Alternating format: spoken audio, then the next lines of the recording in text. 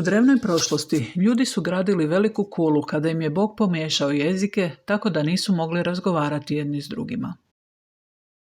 Dopustio je Jaredu i njegovom bratu i njihovim prijateljima i njihovim obiteljima da govore istim jezikom. Bog je stajao u oblaku i usmjeravao grupu kroz divljinu do morske obale.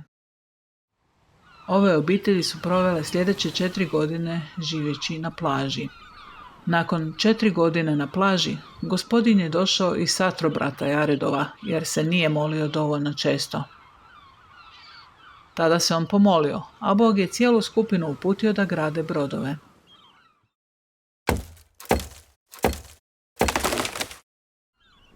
Kada su završili s gradnjom brodova, brat Jaredov je shvatio da na neki način trebaju omogućiti doticanje zraka i svjetla u brodove.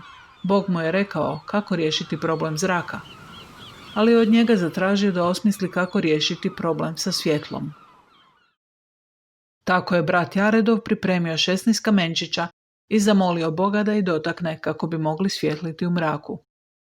Kada je Gospodin dotaknuo kamenje, brat Jaredov ugledao je prst Božji i bio je pogođen čudom.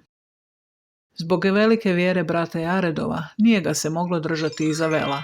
Otkupljen je od pada i vraćen u Božju nazočnost. Isus mu je posluživao i dao mu vizije povijesti svijeta.